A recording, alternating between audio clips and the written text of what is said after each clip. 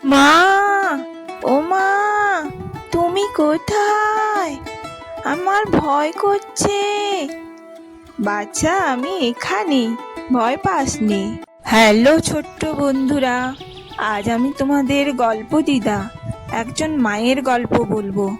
গল্পটা ভালো লাগলে লাইক, শেয়ার ও সাবস্ক্রাইব করে দিও।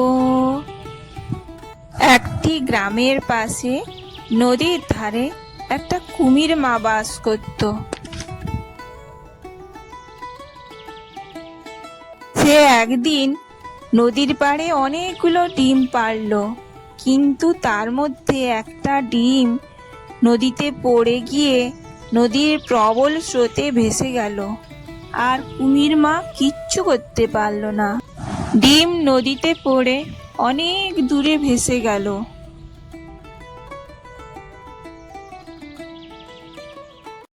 ডিম হারিয়ে কুমির মা খুব কষ্ট পেল এবং সে মনে মনে ভাবল, আমার অবশ্যই ছানা হবে, আমি তাকে একদিন ঠিক খুঁজে পাবো।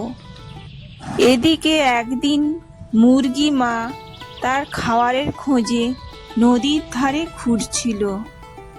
তার চোখে পড়ল যে নদীর কিনারায় একটা ডিম আটকে আছে।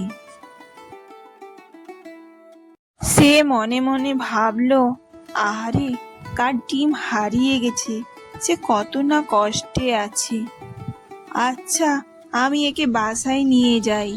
মা মুরগি বাসায় ডিমটা নিয়ে এলো। এরপর একদিন মা মুরগি যখন বাসায় ছিল না, তখন একটা দুষ্টু শিয়াল এসে মা মুরগির সব ডিমগুলো খেয়ে নিল। শুধু শক্ত খোলসের জন্য কুমিরের আর ডিমটা খেতে পারেনি। মা মুরগি নিজের ডিম হারিয়ে কুড়িয়ে পাওয়া ডিমটাকে আঁকড়ে ধরল। তারপর যথারীতি একদিন ডিম ফুটে কুমির ছানার জন্ম হলো। মা মুরগি তাকে যত্ন করে লালন পালন করত, আর কুমির ছানা তাকে নিজের মা মনে করত। এরপর একদিন কুমির ছানা নদীর পাড়ে খেলতে খেলতে তার আসল মায়ের দেখা পেল। কুমির মা তার ছানাকে পেয়ে খুব খুশি হলো, আর ছানাও তার আসল মাকে পেয়ে খুব খুশি হলো।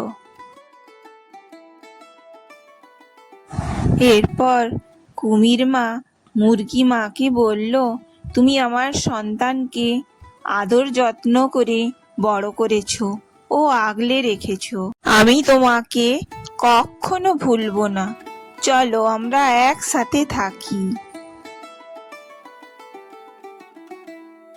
এরপর কুমির ছানা মুরগি মা ও কুমির মা দুই মায়ের ভালোবাসায় ও আদরে বড় হলো। দেখলে তো ছোট্ট বন্ধুরা, সত্যিকারের ভালোবাসা হলো রক্তের সম্পর্ক নয়, ভালো মনের সম্পর্ক।